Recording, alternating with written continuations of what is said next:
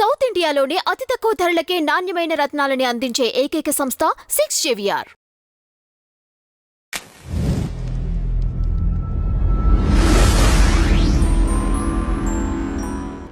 నమస్తే పట్నాయక్ గారు. శ్రీమాత్రే నమః. చావా సినిమా వచ్చింది, మరాఠా. అవునమ్మా. ఆ సినిమా మీరు చూసారా? చూశానమ్మా, చాలా బాగా తీశారు కూడా.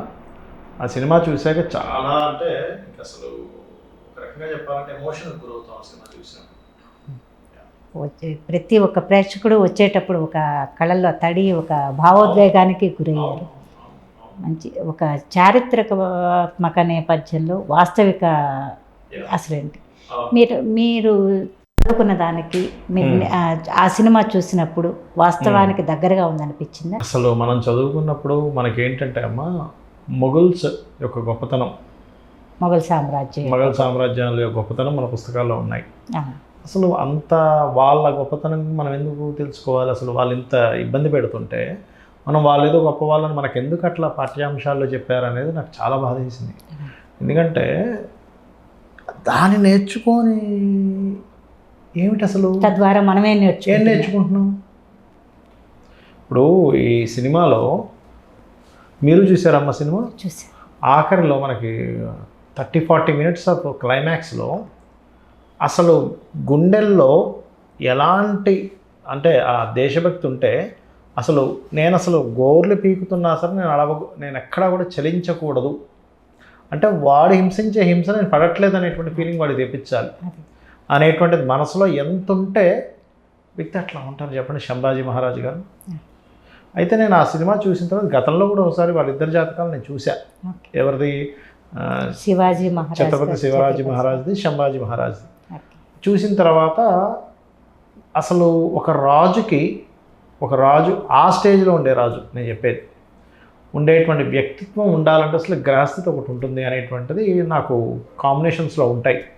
దాని గురించి వివరించాలి అనేటువంటి భావంతోనే ఇక్కడ మనం చక్రం కూడా వేయడం జరిగింది. ఇప్పుడు ఛత్రపతి శివాజీ గారిది ఒక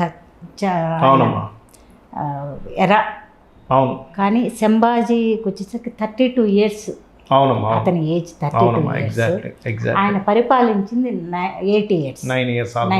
అవునమ్మా. ఆ తర్వాత దవల ఏదో పట్టుకొని ఆయన ఇచ్చారు. యాక్చువల్గా చారిత్రక నేపథ్యంలోకి వెనక్కి వెళ్ళి చూస్తే 48 రోజులు 49 రోజులు హింసించారు ఆయన. అవునమ్మా. హిందీ సినిమాలో మనకి ఒక 3-4 డేస్ హింసించినట్టు చూపించారు. ఎలా ఉంది వాళ్ళ జాతక చక్రాన్ని మీరు అబ్జర్వ్ చేసినప్పుడు మీకు ఏమనిపించింది ఒరిజినల్గా? తప్పకుండా అమ్మ చెప్తాను. అంటే ఇదేంటంటే మనకి డేట్ ఆఫ్ బర్త్ ఉంది కానీ టైమ్ ఆఫ్ బర్త్ లేదు. ఈ టైమ్ ఆఫ్ బర్త్ లేనప్పుడు నాడీ జ్యోతిష్యము అంటారు. అంటే గ్రహము కలిసేటువంటి ఎనర్జీని ఫామ్ చేస్తుంది. దాన్ని యోగము అంటారు. 2 గ్రహాలు కలిసినా, ఒక గ్రహం ఒక రాశిలో ఉన్నా, ఒక నక్షత్రంలో ఉన్న యోగం ఏర్పడుతుంది. యోగం అంటే 2 గ్రహాల కలయిక. ఓకే, ఇది మనం పైన వేసినటువంటిది ఛత్రపతి శివాజీ మహారాజ్ది 19 ఫిబ్రవరి 1930. కిందది సంభాజీ మహారాజ్ది, ఛత్రపతి సంభాజీ మహారాజు అంటే వీళ్ళ అబ్బాయిది 14/5/57.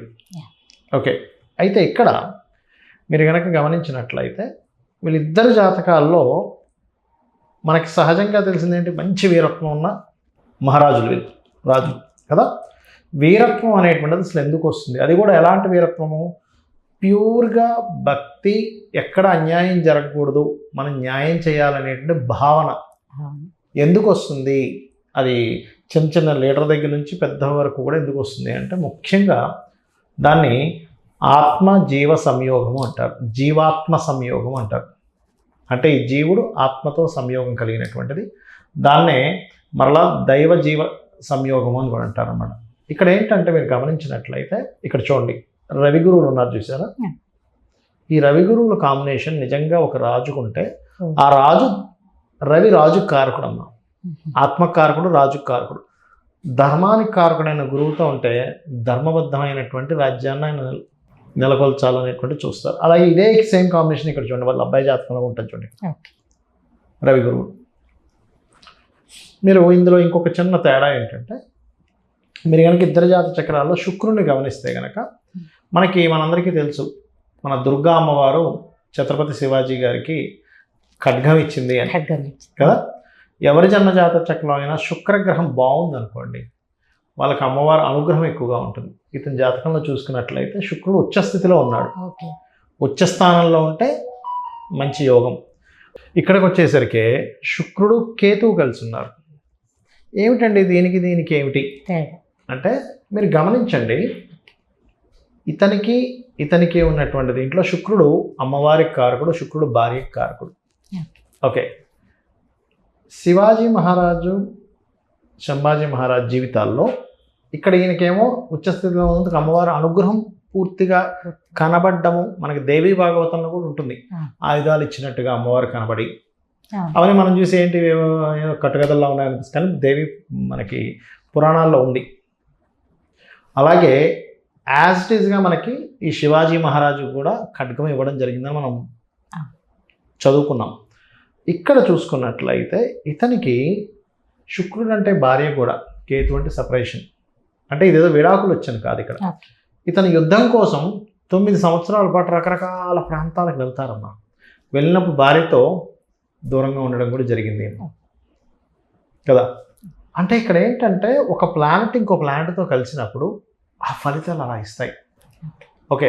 అయితే ఇక్కడ మనం వీరత్వం గురించే ప్రత్యేకంగా మాట్లాడుకోవాలి కాబట్టి వీరత్వానికి రవి ఎంత ప్రధానమో కుజుడు కూడా అంత ప్రధానం. అంటే డేరింగ్నెస్ అనమాట. ఈ డేరింగ్నెస్ కారకుడు కనుక చూసుకున్నట్లయితే గురువుని దశమంలో ఉంటూ కుజుడు చూడడం, గురువుని ఆత్మకారకుని, జీవకారకుని. మీరు ఇక్కడ కూడా చూసుకున్నట్లయితే కోణస్థానాల్లో అంటే కోణంలో ఉండేటువంటి గ్రహాలు కనెక్టివిటీ అవుతాయి. అంటే ఒక కాంబినేషన్ లేకుండా మనిషి తయారవ్వడు. మా ఆస్ట్రాలజీలో ఎలా అంటే అమాయకుడు అయ్యాడానా దానికి ఒక కాంబినేషన్ ఉండాలి. చంద్రుడు బాగా పాడవాలి, బాగా అమాయకుడు అవ్వాలంటే. అంటే మూన్ మనసు కదా, చిన్నపిల్లల్లాగా ఉండాలి వాళ్ళ మనసు. అమాయకత్వం అంటే చంద్రుడు పాడవుతాడు. బాగా స్వార్థంగా ఉండాలంటే బుధుడు పాడవ్వాలి. బుద్ధి కదమ్మా, వాడి బుద్ధి మంచిది కాదురా అంటాం, అర్థమైందమ్మా. అలాగే మంచి ధైర్యంగా ఉండాలంటే కుజుడు బాగుండాలి, కుజుడు కనెక్ట్ అవ్వాలి. ఇట్లా అలా ఏంటంటే మనము ఒక పిల్లవాడు కనుక చిన్నప్పటి నుంచి కొంచెం లీడర్షిప్ క్వాలిటీస్ ఇలా రవి గురువులు కలిసిన, లేకపోతే లగ్నం కనుక తెలిసి లగ్నం నుంచి రవి కానీ రాహు కానీ దశమాల్లో ఉన్న వాళ్ళు గొప్ప లీడర్లు అవుతారు.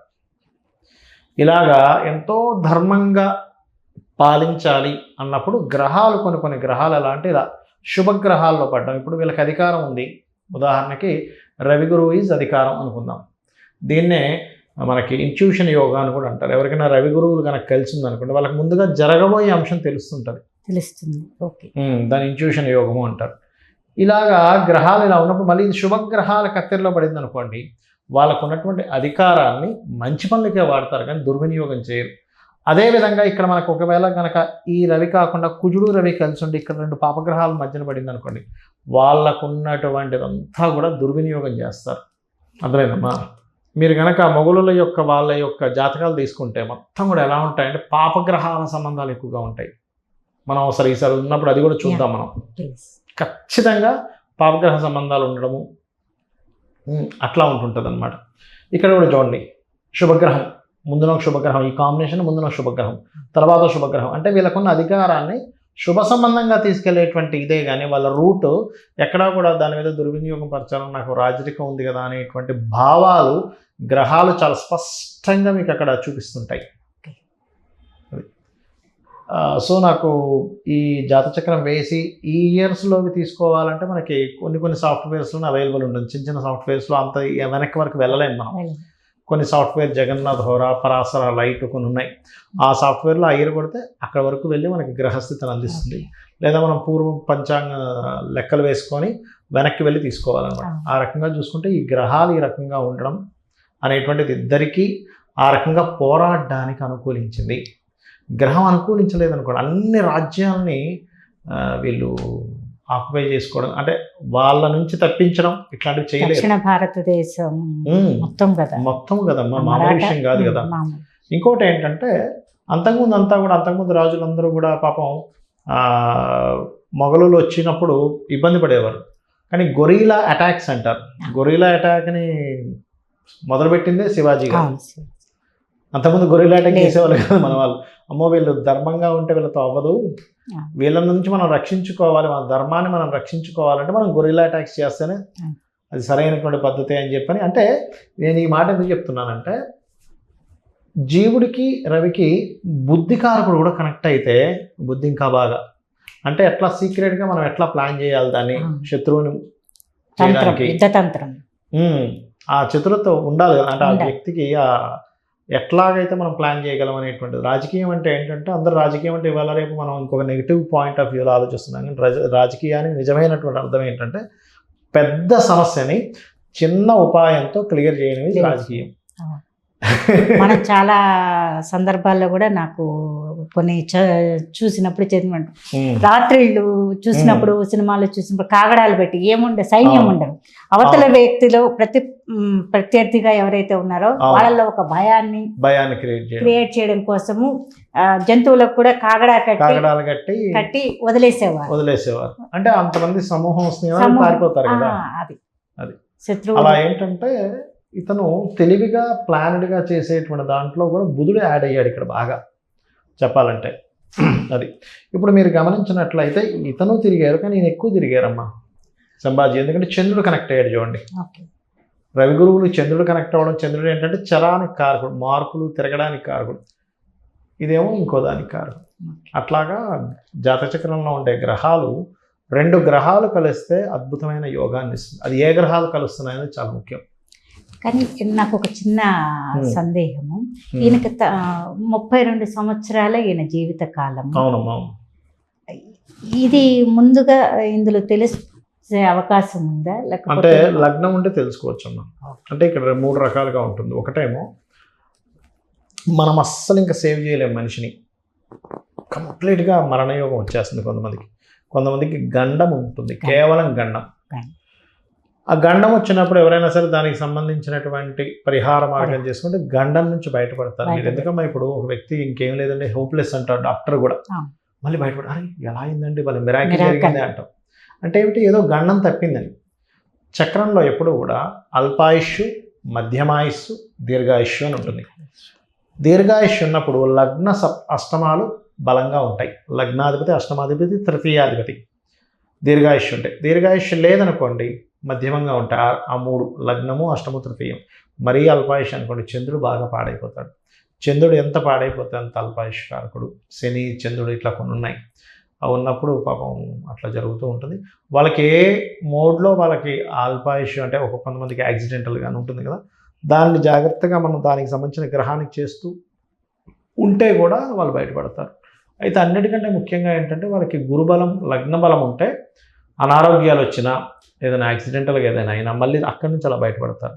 కానీ వన్స్ కనుక వాళ్ళు పెద్ద ప్రమాదం నుంచి బయటపడ్డారు అంటే కనుక ఖచ్చితంగా ఇంక మళ్ళీ వాళ్ళకి దీర్ఘాయుష్లోకి వెళ్ళిపోతుంది, అది గండం తప్పిపోయినట్టే. అయితే ఎప్పుడు కూడా నేను గమనించినటువంటి విషయాలు అంటే యాక్సిడెంట్ వచ్చింది కాబట్టి చెప్తున్నాను, ఎవరి లైఫ్ అయినా తల్లకిందులు అవుతుంది అంటే ముందుగా యాక్సిడెంట్తోనే అది చూపిస్తుందమ్మా. ఒక చిన్న యాక్సిడెంట్ అయిందంటే మనం అలర్ట్ అవ్వాలి ఫస్ట్. ఓహో సంథింగ్ ఈజ్ గోయింగ్ రాంగ్ అంటే అష్టమం ఎంటర్ అయింది. యాక్సిడెంట్ అంటే అష్టమం, ఆకస్మికంగా నీకేదో అప్ అండ్ డౌన్స్ రానుంది అని ఒక చిన్న హింట్. వెంటనే అలర్ట్ అయ్యి ఇంట్లో ఏదైనా ఒక చండీ పారాయణమో లేకపోతే ఏదైనా వాళ్ళ స్తోమత తగ్గట్టుగా ఇంట్లో కూర్చొని వాళ్ళంతటి వాళ్ళ అమ్మవారిది లలిత సహస్రనామాలు చేసుకున్న ఆ నెగటివ్ ఎనర్జీ అనేటువంటిది వాళ్ళకి దూరం అవుతుంది. ఈ చావా సినిమాకి యాక్చువల్గా మొఘల్ సామ్రాజ్యాన్ని మీరు చెప్పినట్టుగా అవునమ్మా దాన్నే ఎలివేట్ చేశారు. మనం చిన్నప్పటి నుంచి మేము చదువుకున్నప్పటి నుంచి మీరప్పటి నుంచి అదే మన పుస్తకాల్లో చదివాము. వీళ్ళని ఇంత మన దేశానికి ఒక నిజమైన ధర్మాన్ని, మన ధర్మాన్ని, మన సంస్కృతిని కాపాడాలి అని విరోచితంగా పోరాడి టిల్ ది లాస్ట్ బ్రెత్. నాకు ఏమనిపించిందంటే ఆ సినిమా చూశాక రాజు అంటే ఎంతసేపు ఏదో సుఖాలు అనుభవించడము ఇవే అనుకుంటాం, కానీ రాజు అంటే ఎంత బాధ్యత ఉంటుంది, దేశ ప్రజల్ని కాపాడడానికి ఆయన ప్రాణంతో సహా. ఇప్పుడు అక్కడ అంత హింస అనుభవించాల్సిన అవసరం లేకుండా సరే నేను నీతో కలుస్తున్నాను, నాకు ప్రజలు ఎలా పోతే నాకేంటి అని చెప్పి కలిస్తే ఆయన హ్యాపీగానే ఉంటాడు. ప్రజలు కదా బాధపడతారు. ఆయన ఎందుకు కలవలేదు? అతను గనక కలిస్తే, సంభాజీ గనక కలిస్తే ఆయన హ్యాపీగానే ఉంటాడు. కానీ మిగతా ప్రజలందరూ పరిస్థితి, కొన్ని లక్షల కోట్ల ప్రజల యొక్క పరిస్థితి పాడైపోతుంది. నేను ఒక్కడిని ఏమైపోయినా పర్లేదు అనేటువంటి భావన అది కేవలం కొంతమంది నిజమైన లీడర్కి ఉండాల్సిన నిజమైనటువంటి లీడర్కి ఉండాల్సినటువంటి లక్షణాలు అవన్నీ కూడా. మన మొఘల్ ఈ సామ్రాజ్య వచ్చేసరికి ఔరంగజేబు వీళ్ళు వచ్చేసరికి మొఘల్ సామ్రాజ్యాలు ఎవరైనా సరే వీళ్ళకి పెట్టిన కండిషన్స్ ఏంటి? ఫస్ట్ వాళ్ళు మన హిందూ దేవాలయాల్ని దోచుకున్నారు. దోచుకోవడమే కాకుండా దేవాలయాల్ని ధ్వంసం చేశారు. తర్వాత పని కట్టుకుని మీరు ఇస్లామిక్ మతంలో చేరాలి, ఇది మెయిన్. చర్మం ఒలిచేసేవాళ్ళమ్మా, చర్మాన్ని ఒలిచేసేవాళ్ళు.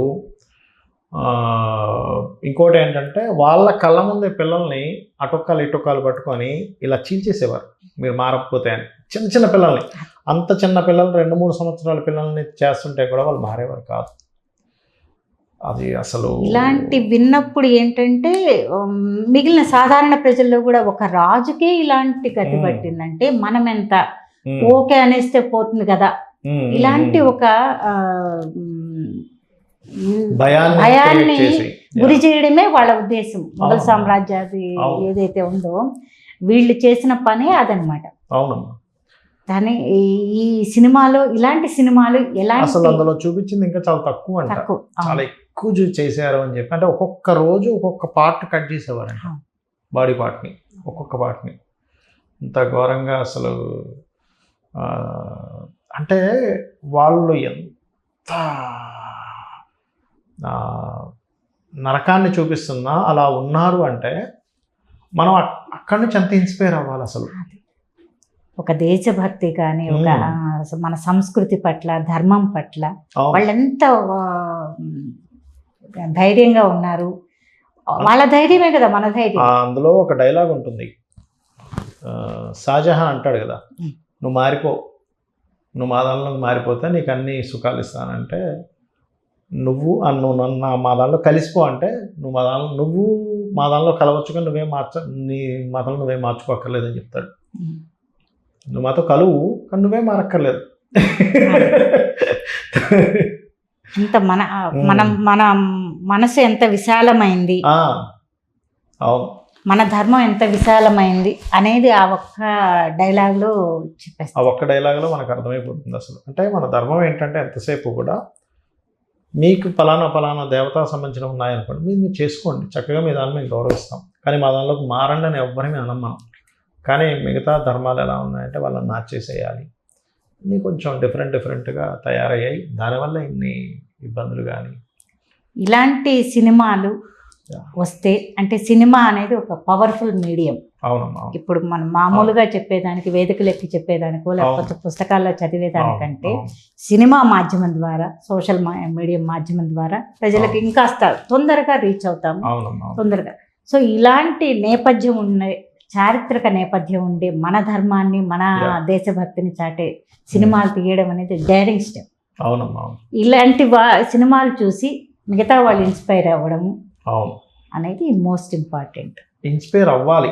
ఇన్స్పైర్ అయితేనే ఈ సినిమాల వల్ల ఏమవుతుందంటే ఒక పాజిటివ్ కోణం ఓపెన్ అవుతుంది బాడీలో. అంటే మనిషి ఆలోచన విధానంలో, అరే అంత ఇది చేశారా, ఇంక నేను ఎలా ఉండాలి, నేనేం చేయాలి, దేశం కోసం వాళ్ళు ఇంత చేశారంటే నేనేం చేయాలి, నేనేం చేద్దాం అనుకున్నాను. ఎంతసేపు నా స్వార్థం కోసమే ఆలోచిస్తున్నాను, దేశం కోసం నేనేం ఆలోచిస్తున్నాను, ఎంతసేపు నాకు అది రావట్లేదు, ఇది రావట్లేదు, దీని గురించేనా అనేటువంటి ఒక ఇది వాళ్ళ పట్ల ఉండేటువంటి గౌరవం కావచ్చు, మన వాళ్ళు ఎంత గొప్ప వాళ్ళని చెప్పి తెలియడం కావచ్చు, వాళ్ళని ఇన్స్పైర్గా తీసుకొని మనం ఏం చేయాలనేటువంటి ఆలోచన కావచ్చు. నిజంగా చాలా బాగా చూపించారు చెప్పాలంటే సినిమాలు.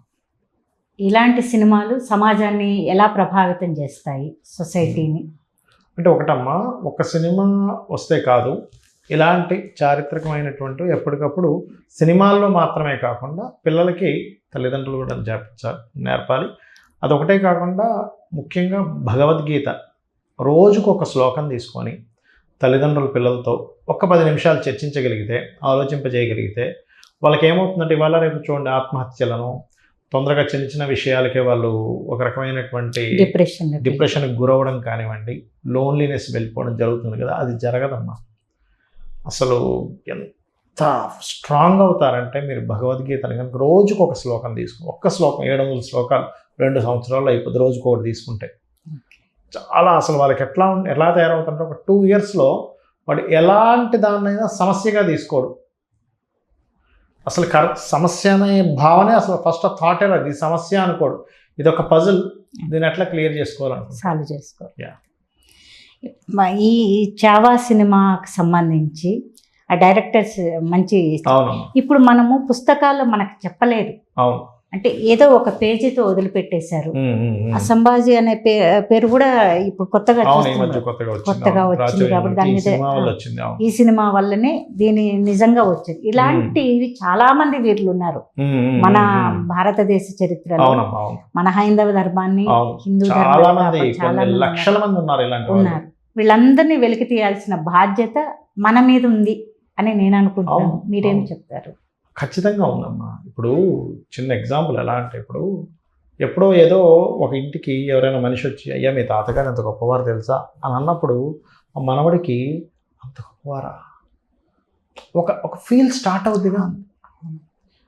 మన పూర్వీకులు, మన రాజులు మన దేశం కోసం, మన ధర్మం కోసం ఇంత పోరాడారా అంటే ఏమవుతుందంటే, ఫస్ట్ ఆఫ్ ఆల్ మన ధర్మం మీద గౌరవం పెరుగుతుంది. ఆ చరిత్రలు విన్నప్పుడు ఏమవుతుందో, ఓహో ఇంత గొప్ప ధర్మమా మంది, ఎస్ అని ఒక ఫీల్. లేకపోతే ఏంటో ఎంతసేపు ఆ పూజ అంటున్నారు, ఈ పూజ అంటున్నారు, ఈ సత్యనారాయణ స్వామి వ్రతం అంటున్నారు, అది అంటున్నారు. ఇది కాదు, ఎంత పోరాడారు, ఎంత వాళ్ళ ప్రాణాలను ఎంత త్యాగం చేశారు. అంటే ప్రాణాలు సైతం వాళ్ళు త్యాగం చేశారంటే ఎంత గొప్పదైతే వాళ్ళు ప్రాణం త్యాగం చేస్తారు అనేటువంటిది. ప్రాణాలు తీయడంలోనే వీళ్ళు మొఘల్ సామ్రాజ్యాన్ని వాళ్ళు మరిగారు అన్నమాట. ప్రాణాలు తీయడంలోనే వాళ్ళకు ఇష్టపడ్డారు.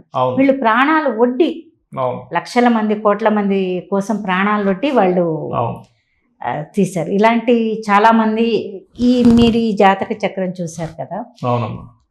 ఇదే ఈసారి మీరు అన్నట్టు మొఘల్ సామ్రాజ్యం వాళ్ళకి చూస్తే, ఇప్పుడు ఈ సంభాజీ గారు, సంభాజీ మహారాజు, ఆయన శివాజీ మహారాజు, వీళ్ళకి చూసుకుంటే ఇలాంటివి మనం ఏ సినిమా కాదు, ఏ చారిత్రక నేపథ్యం ఉన్న వాళ్ళకైనా చూడొచ్చు.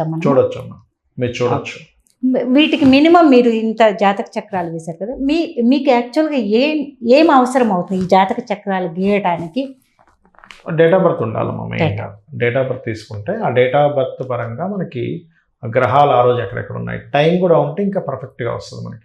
టైం అంటే లగ్నం, ఇప్పుడు 12 వాటిల్లో లగ్నం ఏంటో తెలుస్తుంది. లగ్నం ఏంటో తెలిస్తే లగ్నం నుంచి గ్రహం ఎక్కడి నుంచి ఎక్కడి వరకు వెళ్ళింది, దానివల్ల ఇప్పుడు మీరు ఉదాహరణకి ఏదైనా జాతకం ఇచ్చారనుకోండి, ఇప్పుడు మీరు నేను ఆ మనిషినే చూడలేదు ఎప్పటివరకు, వితిన్ సెకండ్స్లో ఆ వ్యక్తి ఎలాంటి వ్యక్తితో నేను చెప్పగలుగుతాను. అంటే అది నా గొప్పతనం కాదు, మహర్షులు మనకు అందించినటువంటి గొప్ప శాస్త్రం అది. ఆ వ్యక్తి లుక్ ఎలా ఉంటాడు, ఆ వ్యక్తి తత్వం ఎట్లా ఉంటుంది, ఆ వ్యక్తి బుద్ధి ఎలా ఉంటుంది, ఆ వ్యక్తి మనస్తత్వం ఎట్లా ఉంటుంది, క్లియర్గా ఎక్కడా తడువుకోకుండా చెప్పొచ్చు అనేటువంటిది మన శాస్త్రంలో చెప్పారు.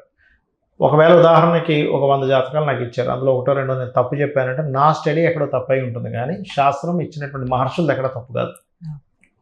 Thank you so much. శ్రీమాత్రే నమః.